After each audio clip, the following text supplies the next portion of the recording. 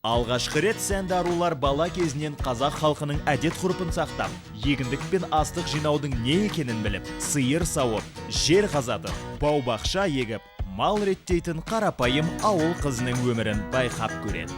Оңай емес, бірақ өте маңызды жұмысшы мамандықтарды игеру әркімнің қолынан келе бермейді. Қала қызының қолынан келер мекен? Дәл қазір көріңіз. Бұл қарапайым ханшайым бағдарламасы. Қаланың және ауылдың қыздарына тәжірибе жасауды жалғастырып жатырмыз. Бізді асыға күтіп отырған шығарсыздар. Ендеше біз көп созбаймыз. Алғашқы кейіпкерімізбен таныс болыңыздар. Менің атым Аманжола Дия. Мен блогер ретінде, бренд амбассадор ретінде фриланспен жұмыс істеп жүремін. Негізі өзім медиа сферасында жұмыс істегім келеді, SMM және PR. Мен үшін өте қызықты. Негізі мамандығым журналистика болатын. Ал мынау менің бөлмем. Маған қажет нәрселердің бәрі осында бар. Мені блогер ретінде иіссудың презентациясын жасаған кезде бізді шақырады. Сондықтан бұл жаңа шыққан иіссулардың барлығы менде бар. Әр киімге неше түрлісін ауыстырып кие беремін. Кітапты өте жиі оқимын деп айта алмаймын, бірақ сонда да кітап оқығанды жақсы көремін. Классиканы жақсы көремін, орыс классикасын, шет классикасын. Шопингке жиі барып тұрамын. Айына 1-2-3 рет міндетті түрде барамын.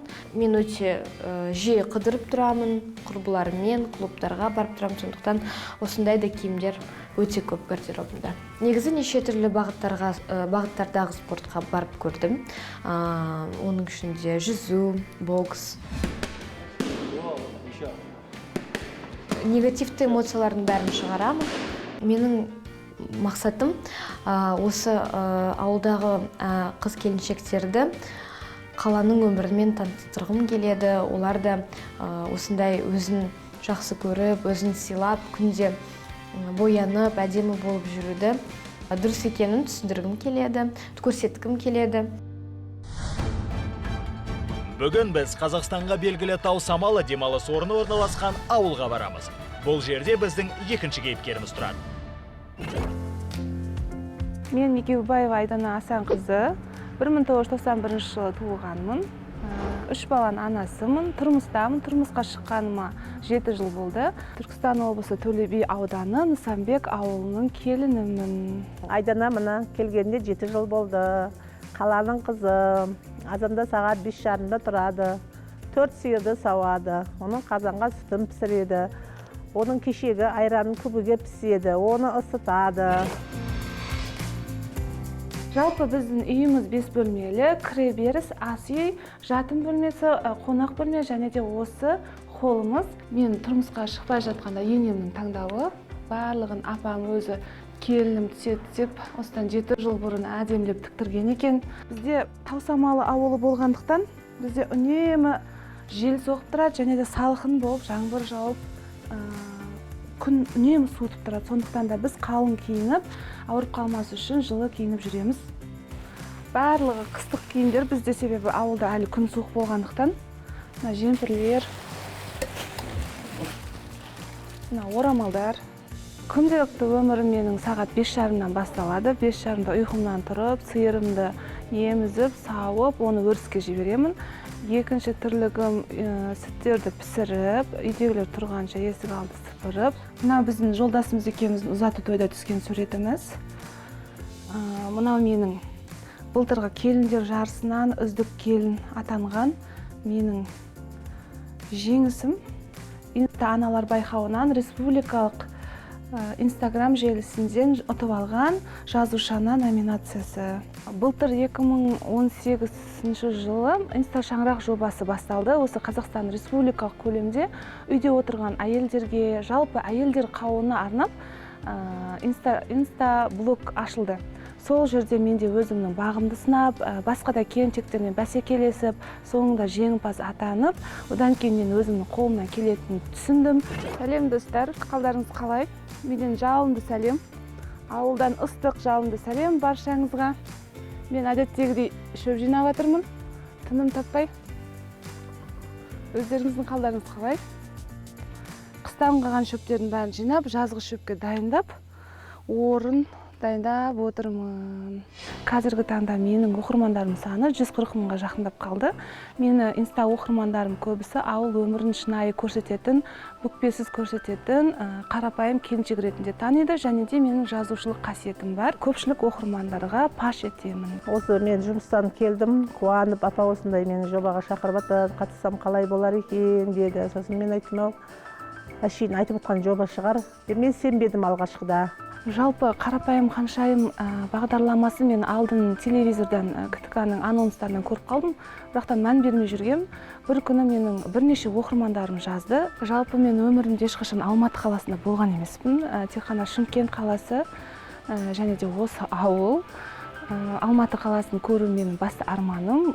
Бұл жобада мені күтіп тұрған тапсырмалардан ешқандай қорқып тұрған жоқпын. Себебі ауылдың өмірін игеріп кеткен адам қалада беймарал жүре алады деп айта аламын. Адия, сәлем. Біздің ауылға қош келдің. Ыбырайдың үйі қай жерде деп сұрасаң, ауылдастар айтып жібереді. Сәттілік. Сонда мені ешкім қарсы алмай ма? Тағы бір мені таңғалдырған нәрсе, жұмыс істеп тұрған ағалардан Ыбырай ағаның үйі қайда деп сұрап едім. Аға, кешіріңіз, сәлеметсіз бе? Ыбырай ағаның үй қайда екен айтып жүресіз бе? Таппай жатырмын. Магазин ар жағында ғой. Мына магазиннің? Иә, осы магазин ар жағында. Рахмет. Негізі таудың көрінісі ауылдан қарағанда демірек екен. Магазин деген. Осы үй шығар.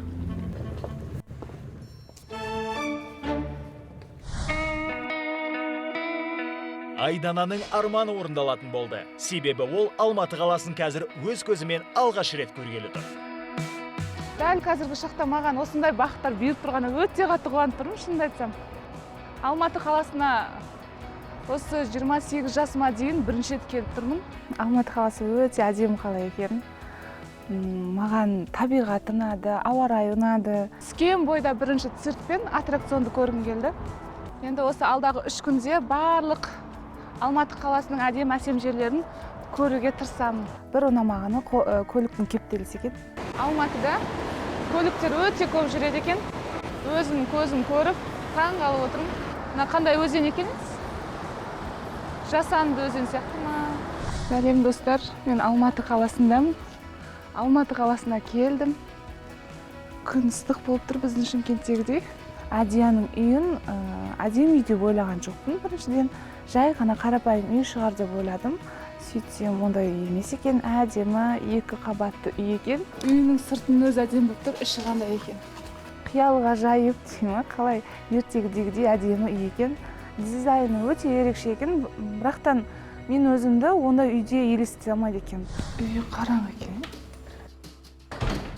Балалы үйге, бала шағамен, ұшуға үйреніп қалғаннан кейін үйдің іші тып-тыныш, жаңағыдай қараңғы. Лестницалары өте ыңғайлы екен. Үзіліп кетпейм екен, жоқ, темірден өте әдемі істепті. Мына велосипед болу керек. Отырып көрейін. Өз жақта отырып үйін. Қосылып бүлдіріп қоймайын біздің. Сындырып, ыштырақты өліп жүрмейін. Эксклюзив дүниелер болғандықтан менің жүрегіме қатты жақын болған жоқ. Опа, мына Адия ма? Адия өте сұлу қыз екен. Парфюмдері. Иістері біртүрлі екен. Бірақтан оның қолданатын парфюмдары, әтір, иіс сулары мүлде ұнаған жоқ. Мына ауылда масаханалар сияқты екен, маса кіріп кетпесін деп отырады, сол сияқты. Бірақ күшті екен. Бізде бұндай шымылдық деп атайды да. Адия бізде ырымға сенетін болып тұр ғой. Адияның киімдері, жатын бөлмесіндегі шымылдығы қатты ұнады. Ханшайым сияқты ұйықтайды екен. Киімдеріне қарап жалпы Адияның кішкентай қыз екенін көріп тұрмын. Мұндай көйлектерді білмеймін мен. Көйлектерді. Мен қай жерімде көп қалды. Сумкалар. Менің вкусымдағы сумкалар емес. Опа, мынандай юбка, шортылар. Мыналар өз ауыл өткізе ма?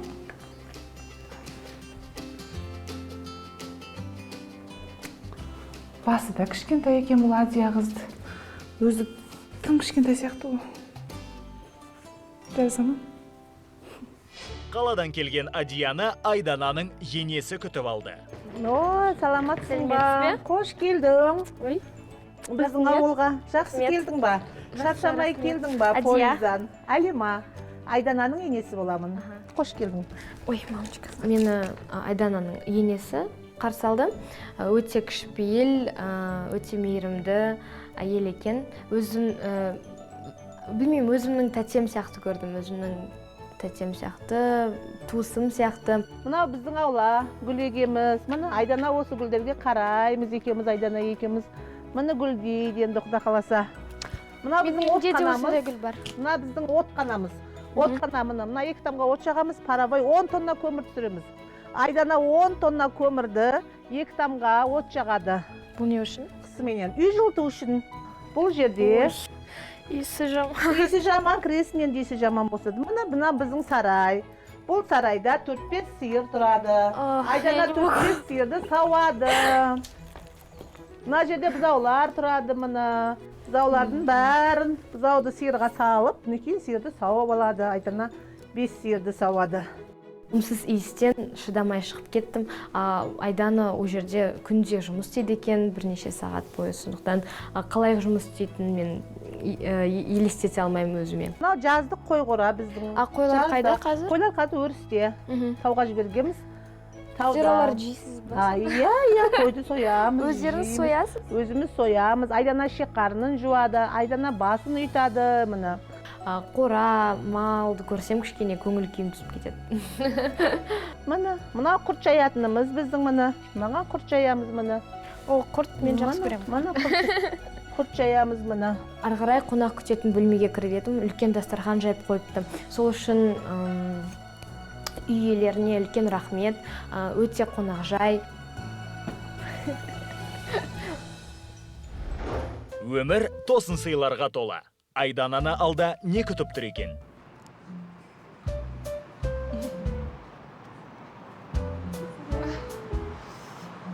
Қалайсың? Диана, қуаныштымын. Айдана. Шын айтсам, сені көрем деп ойламадым. Инстаграммен сөйлесіп, шынымен дәл осындай неде, дәл үстіп кездесем деп ойламаппын сені. Мен де қуаныштымын танысқаныма. Адия деген сенімен кездестім деп айттым, міне алдыңа келіп отырмын. Тосын сый десең. Адияға көп рахмет. Шынымды айтсам, мен сені көріп жүрмін ғой. Сөйлесіп те жүріп, бірақ дәл осындай передачада сенімен үстіп, дәл осы жерде кездесем деп мүлдем ойламаппын. Шынымды айтсам, сен осылай тосын сый болады дегенде қатты қуандым сені көріп. Маған бұл тосын сый өте қатты ұнады. Мен күтпеген жерден өзім жақсы көретін блогерімді кездестірдім. Негізі өзім ойлап жүргем, Алматыға келсем, міндетті түрде Дианамен кездесем деп. Бірақтан осы бағдарлама арқылы Дианамен кездесем деп мүлдем ойламадым. Сен видеоларыма қатты ұнайды, суреттерің, жазған посттарың. Негізі мен өзімде ауылда туылғанмен позитивтік парақшам өз позитивке арналған да. Бірақтан мен сен сияқты видео түсіре алмаймын, тек қана фото арқылы жеткізуге тырысамын. Негізі Айдананы мен оқимын өзім Инстаграмнан, жаңа топ дейміз ғой, сондай жерден шығып тұрады. Жаңа қызықты суреттер салып тұрады, өзінің сиыр сауып жатқанын салады, сондай қызықты посттар жазады, тіл байлығы өте жақсы. Мен өзім негізі журналистика оқығаннан кейін сондай пост дегенге қатты жақсы қараймын да. Диана, мен сені көргеніме шынымен қатты қуаныштымын. Маған тосын сый жасалады деген кезде сонша блогерлердің ішінен Алматы көп қой блогерлер. Именно менің жақсы көретін, менің жақсы көріп, видеоларын қызықтап, күніге парақшасына кірмесем тұрмайтын, сондай бір блогермен кездескенім, яғни сенімен кездескеніме шынымен әлі сене алмай отырмын. Суреттеріндегідей өзінше емес, кәдімгі қарапайым, өзім сияқты блогер екенін көзім жетті. Айдана танысқаныма өте қуаныштымын, және де болашақта араласып тұрамыз деген үміттемін таныстық үшін. Айдана армандаған құрбысымен кездесті. Ал бұл уақытта Адия өзінің алғашқы тапсырмасымен танысты. Мен бір тастап көрсетейін саған, мына. Шөпті бар тастаймыз, мына. Шөпті шомалай істейміз, үйеміз шомалай. Сол үшін шомалайды былай үйеміз. Бірінші мына осылай шомалай істеп аламыз ба. Шомалай? Иә, шомалай деген болады. Ал, шөпті жинайсың. Көтересің, мына жерге апарып тастайсың. Ауыр. Ауыр көтересің енді соны. Потом? апарып тастайсың шөптің үстіне. Иә. Оны шомалай дейді. Шомалай қылып үйесін, сол жерге әдемі домалақ қылып үйесін. Көтер, тарт. Алынбай жатыр. Апарып үйе бір соған. Ананы сөйтіп тастай бір. Көрдіңдер ма? Алмадан таста бер келай. Онша қиын емес. Примерно залда тренировка жасаған сияқты кішкене. День рук дейді ғой. Мына шөпті қай кездерде жинайсыздар? Шөпті мұны жазда, маусым айында мұны. Сендер тура шөптің уақытында келдіңдер мұны. Мен негізі аллергиям бар еді шөпке. Сағмайды аллергия, ешнә сағмайды ауылда. Кешке таман мазды жағып, аллергияға қарсы. Соған кететті. Анан жина таза болу, қалмау керек шөп жерде. Иә, шөп қалмау керек. Тазалап жасау керек. Мынау аяғыма кіріп атқан. Кірмейді. Әдия қызыма онша қиын болған жоқ сияқты. Шөпті өзінің жаңағы айыр бесақаменен шамасы келгенше алып көтерді. Арғара, иә. Мынаның үстіне таста. Ортасына, иә. Ортасына таста. Шаршадым. Шаршамайсың. Мына жерде жүрген кезде былай аяққа шөп кіріп кетеді. Ыңғайсыз кішкене. Шөп алған жеріңнің бәрін жинайсың, бетіп тармалайсың. Бұны тарма дейді. Бұлай ма? Иә, тармала. Кроссфит. Тармалай бір. Не қалесің? Не қақпай сұлай? Ал, Әдия жасасын, мен сәл демалайын, е? Мына жерде отырып. Әдияны ауылға келін қылып алабатымыз ба? Үйренейін деп қалды Әдия. Үйренейін деп қалды. Жұмыстың қиын болғанына қарамай, Әдия өз жұмысын атқарып салды, қиын болса да. Еңбектен. Молодец Әдия мұны. Екі шомалай жасап қойды Әдия. Шомалай. Мұны шомалай дейді бізде. Айырмен шөпті көтерген кезде кішкене ауырлау. Сонысы кішкене қиын. Жалпы ұнаған жоқ. Келесі тапсырма Әдияға ұнар ма екен? Мына ошақтамда актейміз. Білесің бе актеуді қалай актеу керекті? Бояймыз. Иә. Ең бірінші мына халатты киіп ал үстіңе. Атой үстің болғанады. Можно айнаға қарап тағы? Айнаға не қыласың? Айнаға қарамайды. Ремонт істеген айнаға қарамайды. Давай, басына тарт. Ладно. Тойға бара жатқан жоқсың ғой, сен ремонт істейін деп жатырсың ғой. Біздің асханамызды ақтар кезде үстіне халат орамал тартқанда әп-әдемі ауылдың қызына ұқсап қалды. Мынаны қатты батырмайсың, щетканы қатты батырмайсың. Дақа, сонда үстіңе де шашырамайды да. Аккуратно болады міне. Болды, көрдің ба? Іш жерге міне ағызған жоқпын. Көрдің ба? Сен де ағызбай істейсің міне. Азғанайды. Осында түсін ауыстырып жатырмыз ба? Иә, түсін ауыстырып жатырмыз. Сен ана төбеден баста. Может, көбірек алам су? Жоқ, көбірек алсаң үстіңе шашырап кетеді. Кішкентайдан алсаң, көрдің бе, аккуратно іш жерге тамбайды. Дақа болады. Қорқпа, құламайды. Жалпы қиын емес, бірақ менің ойымша бүкіл осы стенаны актеу үшін көп күш кететін сияқты. Бірақ шыны керек, не үшін істегенімізді түсінбедім. Мынаның бәрі боялу керек па, мынандай жерлері? Иә. Арасына бояй бер. Қолыңа байла, қолыңа тигізбе, қолың ойылып кетеді әйтпесе. Дақа. Уже тиіп кетті. Қолың ойлады. Может, туда перчат? Жоқ, перчатка кимейсің. Бағана шөп жинадық, және қазір стенаны актедік. Екеуінде де қолға көп салмақ түсті да, көп күш кетеді екен. Апай, қолым шаршап кетті. Екінші қолыңмен істе. Бірінші қолың ауса, оң қолың талса, сол қолыңмен жаса. Алдағы тапсырманы қалай орындайды екенін айта алмаймын. Мынау екі тапсырманы жақсы ойдағыдай орындады. Молодец. Тапсырмаларды ойдағыдай орындаған екі кейіпкеріміз үшін бірінші күн аяқталды.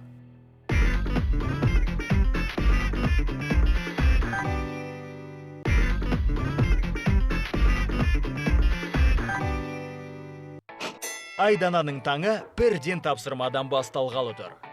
Саламатсыз ба? Саламатсыз ба? Есіміңіз кім болады? Айдана. Өте қуаныштымын. Есімім Али болады. Осы Бекзат боксинг клубының бокстан жаттықтырушысы боламын. Қуаныштымын. Жарайды, ендеше тренировканы бастайық.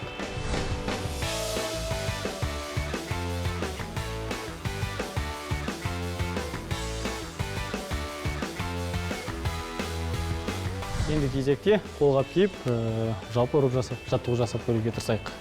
өзімді бір андай қопалдау бір боксерлар болады ғой, ештеңеге әлі жоқ, сондай бір өзім денем ірі болса да, сондай бір ауыр тапсырманы кәдімгідей қиыншылығын тудырды маған. Боксерский стойкадан асықпаңыз. Стойкаға тұрыңыз. Вот. Енді сол қолмен ұрыңыз. Дайындамай сразу. Сол қолмен ұрыңыз. Тек қана сол қолмен ұрыңыз. Енді сол қолмен ұрыңыз. Шаг етеді алға. Хоп, хоп. Қолын түсірме. Давай посерьезнее.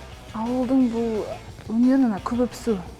Как раз соған тура келеді екен. Ұстап алып, біз бүйте береміз ғой, жаңағы есе береміз. Тура соған ұқсайды екен. Бірақтан бұның айырмашылығы адамға ұрады екенсің. 1, 2, вот жақсы, молодец. Міне жақсы, енді дұрыс. Енді осыдан кейін қараңыз. 1, 2 ұрдыңыз ғой. Мен сізге соққы жасаймын. Сіз еңкейуге тұрыңыз. Бұл уклон деп айтады бұны бокста. Уклон жасайсыз, қайтадан оң қолмен ұрасыз. Түсінікті ма? 1, 2, сол қолдан бастайсыз. 1, 2, хоп, о, жақсы, и оң қолмен. 1, 2, уклон, 1, 2, 3, вот осылай. Бокс маған кәдімгідей қиындығын тудырды. Кәдімгі үстінен жан терім шықты. Бокстағы жүрген Геннадий Головкин, тағы да ірі ағаларымыздың жұмысы оңай емес екенін сезіндім. Басыңыздан ұрам, еңкеймесіңіз. Ойнап айтамын. Ал, жасаңыз. 1, 2, 1, 2, хоп, еңкейуге тұрсыз. Ары қарай басын тарсың. 1, 2, хоп, и оң қолмен. Оң қолмен. 1, 2, хоп. Жалпы айта кететін болсақ, Айдана күші бар, соққысы жақсы қыз. Тек техникалық тұрғыда жақсырақ жұмыс жасау керек. Ал жалпы боксқа икемі бар. Қолым алып кетті. Әлі бала көтеру керек ма? Адия, тұрсайшы, тұр. Тұр, Шаңқай түс болды ғой, сағат 7 болды. Тұрсайшы, тұр. Потағы ұйықтай тұрайыншы. Ана қойды сойып жатыр, шек қарынды жуу керек. Ертірек жумасақ шыбын басып кетеді. Тұр, ертірек киініп, жуынып шыға бер далаға. Ұйқыдан әрең тұрған Адия бірінші тапсырмасын орындауға кірісті. Ал, Адия, бүгін шек қарын тазалаймыз. Қойдың шек қарына. Ал, кел бастаймыз. Қарнында іш майы деген болады. Мынау іш майы. Ұста бұл, келме. Нені ұстаймыз? Ұста, насайды майларды. Жанында шыбын үймелегені қиын екен. Және де иісі жағымсыз фартук дейді. Ұста, мына ұста. Ұста. Ұста. Жыланға ұқсайды екен. Жарып жіберме. Молодец. Жарып жерсем не болады? Жарып жіберсең, боғың үстіңе жарылады. Боғы. Вот это уберите. Шташи емес ғой? Нам тоже. Шыбын ғой ол? Жарып алдыған. Жарып алдыған. Негізі қуырдақ жеген кезде мен осы әсіресе қарынды жеуді жақсы көремін өзім. Бірақ дайындауы қиын екен. Ұста мынаны. Жоқ, ұстамаймын. Ұста мынаны. Жоқ. Мына ұста кел екен ұстаймыз. Ұстамаймын. Енді жүр. Мынаны төгеміз. Лақтырмайсың, ұста. Ұста. Ал, тоқ мынаны. Тоқ давай. Қалай? Төгесін бит тоқ. Төгесін. Тоқ. Нет. Төгесін кел. Әкел, су әкел, шелектегі суда әкел. Енді Адия үшін өте қиын болды дейін. Бұл ұстаған да жоқ, көрген де жоқ, өздерің көріп отырсыңдар. Енді ішін жуамыз енді. Сыртын жуып алып қалып. Құя бер. Кастрөлге сал. Ар жағына сал, ар жағына. Ар жағына, ақа соған сол. Мұнан бәрін тазалау керек па? Я, Адия, тапсырма осындай.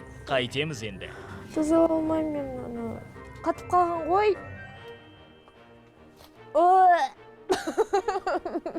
Күшті екен. Шын айтсам, осы тапсырмадан кейін осы бағдарламаға келіскеніме өкініп қалдым кішкене. Ой.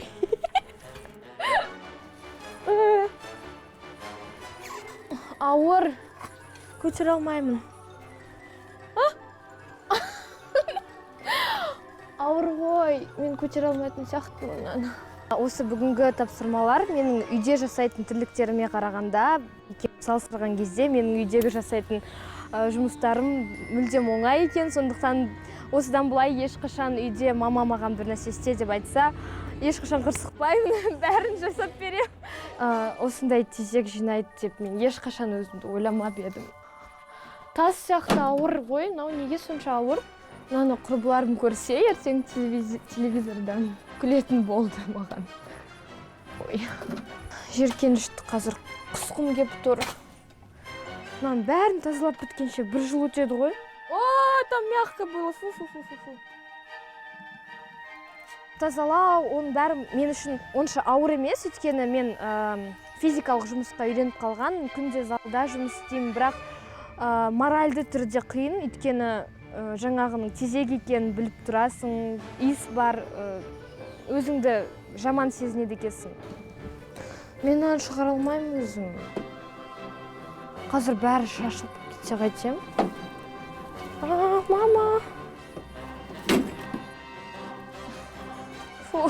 Егер осы Айдананың жасап жүрген жұмысы күндегі осындай болса, мен таң қалам, өйткені қыз басымен қалай ол күнде осындай ауыр нәрселерді көтеріп жүргеніне өте таң қалдым.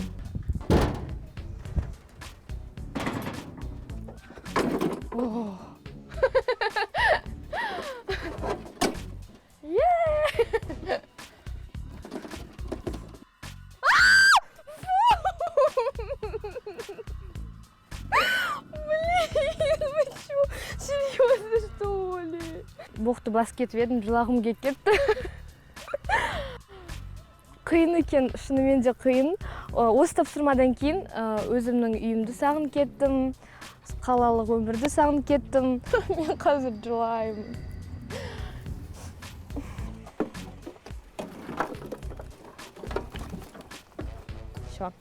Қалғаны ішінде қала берсін, я?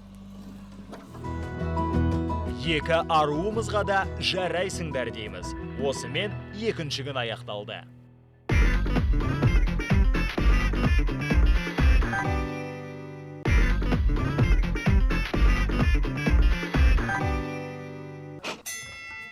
Әдеттегіде ерте тұрып алған Айдана кезекті тапсырмасын орындағалы тұр. Привет. Меня зовут Вова. Айдана. Очень приятно. Будем заниматься? Пойдем на вот этот пилон. Штаны немножко закатай выше колен. Вот сюда примерно. Олай істемесе болмай ма? Немножко, давай. Жетпей қойшы. Жалпы мен бұл жерге келгенде қатты таң қалдым. Негізінде билей дегенде мен ойладым, бір восточный би болуы мүмкін. Дәл бұндай биге келем деп ойлаған жоқпын. Тебе просто будет неудобно. Смотри, встаешь сбоку, ручку вверх, ближнюю, вторую сюда, кольцом вверх. Ногой зажимаешь себя и даешь кручение вперед. Вторую ногу разводишь в сторону и крутишься. Давай. И все, кручение вперед теперь давай. Да. Теперь смотри, тебе надо вот эту ножку в сторону развернуть. Сіз істей берші, мен қарап үйге барып істеп беремін жетіме. Давай попробуй. Смотри, зацепилась ножкой, даешь кручение вперед. Вот это колено просто тебе надо в сторону развести. Вот. Давай, я тебе помогу. Ой, керек емес, өзің істей берші. Давай. Қош, мен істегім деп тұрған жоқпын нәрсені. Бұл бидің модада екенін мен білген жоқпын. Біздің ауылда көбінесе той әндері, той билері ғой. Дәл осы кезге дейін келгенге дейін мен кәдімгідей әлі шығыс би екен деп келдім. Также встаешь, просто делаешь шаг и ножки друг на друга складываешь.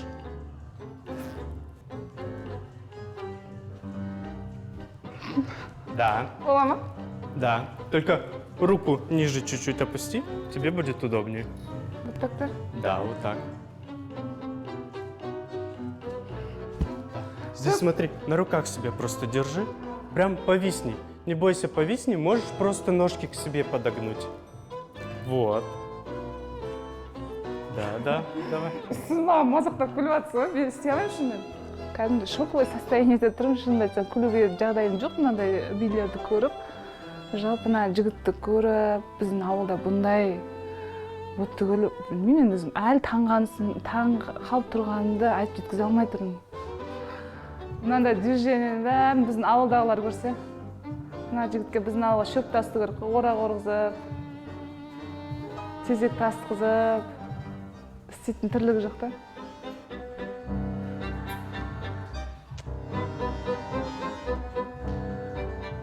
Дәл қазіргі қаланың жастарының талғамы, осындай билерді, осындай дүниелерді қалап тұрса, менің істейтін шарам, ешқандай дүнием жоқ енді. Әркімнің талғамы өзінде ғой, бірақ бұл дүние маған жат нәрсе екен. Соған тағы бір көзім жетті. Ер азаматтардың мынандай тірлік істеген мен өзім таң қалып тұрмын, шынымды айтсам. Айдана, она, да, стесняется, потому что она не привыкла, конечно, к такому. Просто со временем, может быть, она поймет, что это тоже вид спорта, это искусство, это красиво. Просто сейчас для нее немножко это непонятно. Но думаю, может быть, в дальнейшем она как-то изменит свою ситуацию, более станет открытой. Ал Адия, екеуміз бізде оңтүстікте асып дейді. Сендер жақта не дейді бұны? Асып. Асып дейді ма? Бірақ мен жемейміз. Жемесең қазір пісіріп жейміз. Ал бастаймыз. Жылқыны сойып қазысын істеп аламыз жылқының. Қой соямыз, қойдан асып істейміз. Негізі кәсібі ауылда, ауыл шаруашылығы осы малменен күн көріп отырмыз. Өткір пышақ бар ма? Өткір ғой, өзің күшің келмей жатыр да, қолыңның күші келмей жатыр. Сүйек па ішінде? Кесе бер. Қолыңды абайла. Бұл, еш нәрсе қылмайды. Приятно. Өкпенің тесіктері ол. У меня трипофобия. Бұл, еш нәрсе қылмайды. Көбінесе алғаш жаңағы өкпе, бауыр, жүректерді алып, жаңағы кесіп, мясорубкаға дайындап кесіп атқанда жиркенді, ананы әр кескен сайын, ана өкпелердің несі шыққан кезде жиркенді.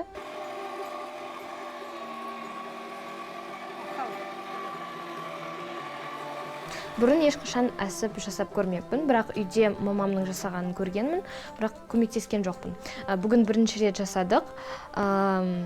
Иісіне әрең шыдадым. Жиі жасайсыздар ма осындай әсіпті? Мал сойған сайын жасаймыз. Саламыз енді. Дәмдеуіш приправа саламыз мұны. Бұл балыққаны. Дәмдеуіш. Үндемей тұра бер, бола береді.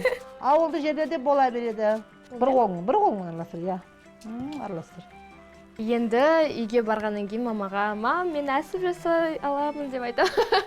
Мамам қуанатын болды, бірақ білмеймін, енді әсіп жасайын ба, жасамайын ба. Мүмкін мамама көмектесетін шығармын, өйткені енді қалай жасайтынын білемін. Қолым неге сонша май болып кетті? Майлы ет қой енді, майлы болған екен, қол май болады. Ферри бар ма? Ферриде болған екен жуасын. Енді мына ішекті аудар, мына ішектің қазір теріс жағы да. Мына теріс жағы, енді бұны оң жағын аударасын. Мына бір қолыңмен ұстайсың, мынаны бүйтіп аударасын мұны. Тайғақ. Қолымның нет кетіп жатыр. Кете берсін, астына қарай кете берсін. Жылдам. Салынып жатыр. Ептілік керек та, бұл жерде ептілік керек. Адия, әсібіміз дайын болды. Енді құя бер мұны бақлашқың. Жылдам мұны қолың түсіп кетпесін. Қолыммен сезіп тұрмын. Сосын не істейсіздер бұны? Пісіреміз, жейсің. Пісіріп жейміз. Адия қызымызбен бүгін 3 күн бірге жүрдік. Жайлап ауылдық өміріне үйреніп жатыр. Ауылға келін болуға да жарайды деп ойлап қалдым мен. Айтсам күліп қояды. Жарайды, үйреніп жатыр. Үйренуге болады. Қаланың қызы ауылға үйренуге болады. Мен көзім жетіп отыр. Қанша уақытта піседі? 1 сағатта пісіп қалады, Құда қаласа. Қақпағын жабамыз ба? Қақпағын жабамыз. Дәл қазір Айдананы сұлулық салон күтіп тұр. Саламатсыз ба? Қош келдіңіз. Менің есімім Эльвира болады. Айдана. Çok қуаныштымын, жаңыз. Соңғы рет салонда қашан болдыңыз? Шашымды біраз болып қысқап қалдым. Баламды босанды, оған дейін 2 жылдай болды. 1,5-2 ай ұзын шашты қиып тұру керек, жақсы өсу үшін. Мен шашым вообще боялмаған сосын. Келіңіз, отырыңыз.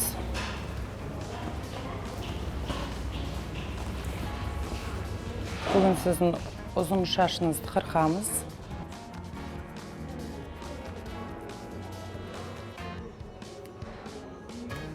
Желание загадывать етіңіз. Сондай бола ма? Болады. Жаңа стрижка.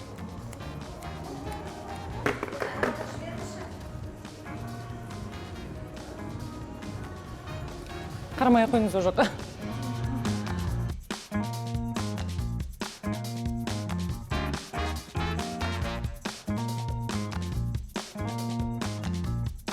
Сонымен Айдана, біздің прическамыз аяқталды. Қазір мен сізді макияжға жіберем. Рахмет сізге. Саламатсыз ба? Сәлем, Айдана. Мен қазір сіздің бетіңізді әрлеймін. Жүріңіз. Айдана, сіз бетіңізге қандай күтім жасайсыз? Мен бетіме көбінде айранның жағам ағару үшін. Және де күннен қорғайтын кремдерді қолданамын. Сіз қазір маған кірпік жабыстырасыз ба?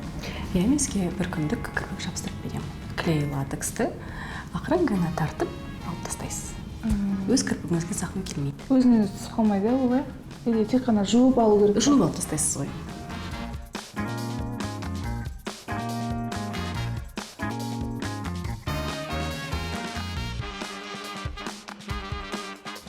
Айдана, біз макияжды бітірдік.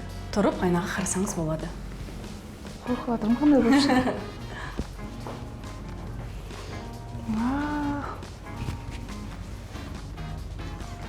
Шынымен білмеймін.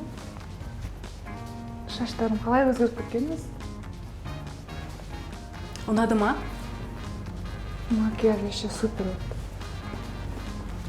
Мүлде бір мен күтпеген образды жасап шықты, және де қыздардың жұмыстары маған қатты ұнады. Байқап көру керек екен өзгерістерден қорықпай. Рахмет, маған образым өте қатты ұнады. Өзімді басқаша адам сияқты сезініп отырмын. Мүлдем бұлай өзгеремін деп мүлдем ойлаған жоқпын. Ұнағанына өте қуаныштымын, келіп тұрыңыз. Сізге көп рахмет. Айданаға қарасаң пысық қыз сияқты. Тек қана алдына қойған мақсаттары орындалсын, күлімдеп сөйтіп жүре берсін.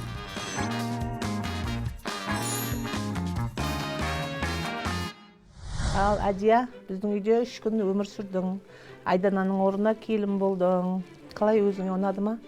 Ауылдың өмірі? Иә, үлкен тәжірибе алдым, үлкен рахмет, қонақжайлылығыңызға рахмет. Бүгін біз мына Әдия 3 күн біздің ауылға қонақ болып келді. Мына бүгін мен 3-ші күні дастархан жайып, Әдияны қонақ етіп күтіп отырмыз. Әдия, сен ұмытпа біздің ауылды, осы тауға келгеніңді. Ал Әдия қыз, біздің ауылда 3 күн болды қонақ болып жатқаныңа.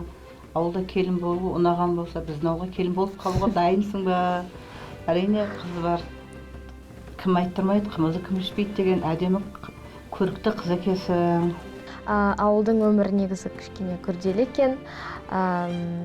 Бірақ табиғи тағамдарды жеп, күнде құрт жасаған көрдім, айран ұйытқанын, мал сойдық, осының бәрі мен үшін үлкен тәжірибе. Ауылдың не мысалы қой сойып, ішек қарын ашыдың ба? Құрт жасадың ба? Біз әсіп жасадық. Қойды сойып, ішек қарынды жуып, мына әсіп жасады. Әдия екеуміз азаннан бері әсіп жасап, мына әсібіміз пісті. Алыңыздар енді, осы ішіп жеп отырыңыздар. Әсіптен алыңыздар, алыңыздар. Мен жасаған әсіптерін дәмін көрейік, жаным. Мен жақсы. Мен нағыз ауылдың келіндерден артық жасайды екен. Рахмет, осындай әр уақытта қолынан осындай тәтті тағамдар келе берсін. Соны ертеспіз. Үйреніп, екеуіңдің қолынан келмей, қандай әдемі әсіп шыққан. Бірақ қарын тазалау өте қиын болды. Өйткені кезде бар болмаса қиын болады балам. Иә, өмірімде бірінші рет көрдім, оны қалай жасайтын, өмірімде бірінші рет өзім жасап көрдім. Бір жерге келін болып баратын болса, дайын келін болып барады, бәрі қолынан келеді. Бұрын ондай жұмыс істемесе де, алға талпынып істеп жатыр. Жақсы келін болады деп сенем барған жерінде. Ал Әдия, біздің ауылға мына 3 күн кеп қонақ болдың. Енді келіп тұр, Чимкентке келгенде, мына біздің үй осы қонақ болып келіп тұр біздің ауылға. Рахмет. Алима апаға үлкен алғысымды айтқым келеді, өйткені мен келген күннен бастап маған қолдау көрсетіп, бірінші күннен бастап қасымда болды. Сондықтан осы адамдарға, осы үйдің адамдарына үлкен алғыс. Өміріндегі ұмтылмас сәттерін өткізген Айдана мен Адия енді бетпе-бет кездесу керек. Кімге не ұнады, не ұнамады, қазір өздерінен естейтін боламыз. Сәлем. Қалай? Жақсысың? Қалайсың? Шаршап тұрған сияқтысың ғой. Сенің тапсырмаларың мен кәдімгідей шаршатты. Мен шынын айтсам, кішкене таңғалып тұрмын. Сонда қалай менің тапсырмаларым сені шаршатты? Біз бірінші... Оның бәрі жатқан релакс қой. Біз бірінші боксқа бардық. Бокс енді қиындығы болды. Физикалық тұрғыда кәдімгідей шаршатты. Бірақ боксқа жібергеніммен қуандым, шынын айтсам. Себебі мен чемпиондардың бір сәт өмірмен танысып, олардың жұмысының оңай емес екеніне көзім жетті. Болашағымды мен өзімді ауылда елестетемін. Қалаға келіп, бір аптаға 2-3 күнге келіп, қыдырып келуге, бала-шағамызбен, жолдасымызбен қыдырып келуге болатын шығар. Бірақтан қалада тұрып, өмір сүремін деп айта алмаймын. Келесі тапсырма бір темірге өрмелеу. Иә, ұнады ма? Ол тапсырма мүлде ұнаған жоқ. Неге? Білмеймін, бір жігіт қарсы алды, ол тапсырманы маған орында деді. Мен шынымды айтсам, оның ешқандай тапсырмасын орындаған жоқпын. Ол қажет емес нәрсе сияқты біздің қазақтарға, қазақ келіншегіне ол. Жоқ, негізі оның ешқандай жамандығы жоқ деп санаймын. Өйткені ол да спорттың бір түрі. Жай ғана елдің икемділігін, өзіне деген сенімділігін көтереді. Бірақ біреуге ұнайды, біреуге ұнамайды. Мен саған сол тапсырмаң үшін ренжідім. Шынымды айтсам, мен өзімді ондай нәрседе елестете алмайды екенмін. Әрине, әр адамның өзінің үйреніп қалғаны бар, әр адамның өзінің ойы бар. Сондықтан оған қалай қолайлы, солай мен ешқашан ешкіммен ұрыспаймын. Өйткені мен түсінемін, әр адамның өзінің өмірі бар. Сенің маған қалдырып қойған тапсырмаларың мені кішкене шокировать етті. Өйткені мен бұрын ешқашан істемеген заттарды істедім. Ішек қарын тазаладым. Ішек қарын соңына дейін тазалаттың ба? Жоқ, тазаламадым, өйткені жаман иістерді мен шыдай алмаймын ондай жаман иістерге. Екіншіден жиіркеніп кеттім. Ал сен негізінде сол ішек қарыннан, қойдың асқазанынан тамақтар жеп көргенсің ба? Иә, мен қарынды жақсы көремін. Сонда тамақ жеуден жиіркенбейсің, тазалаудан жиіркенесің. Иә. Саған бір тазалап бересің ба? Әрине. Сен әлі тұрмыс құрмағансың, мысалға, сен мен сияқты 3 баланың анасы болсаң, сен күйеуің болады, сен ауылға көшу керек болып қалсаң. Сен сонда істемей, қашып, жеңілдің үстімен кетіп қаласың ба? Егер ауылға көшу керек болса, мен тұрмысқа шықпаймын. Жоқ, олай болмайды. Болады. Ол менің таңдауым ғой, ондай болады. Онда таныстық үшін Алматыға қош келдің. Рахмет. Мен үшін де бір керемет бір демалыс болды. Саған да рахмет, осындай бір маған тамаша бір тапсырмалар дайындап, мен өмірімде көрмеген дүниелерді көрсетіп, осы қаланы аралатып, керемет демалыс сыйлаған КТК арнасына, қарапайым қаншайым жобасына және де Адия атты кіп-кішкентай сүйкімді сұлу қызға 1000 алғыс айтамын. Бүгінгі қызықтар осы. Алда әлі ұмтылмас сәттер көп. Бұл қарапайым қаншайым бағдарламасы. Әрқашан бізбен бірге болыңыздар. Күннің батуын көруге келе жатырмын. Менің көптен бергі осы арманымның бірі Көктөбенің төбесіне шығып күннің батуын көру еді. Осы жоба арқылы мен өзімнің арманыма қол жеткіздім. Уже батып бара жатырмын.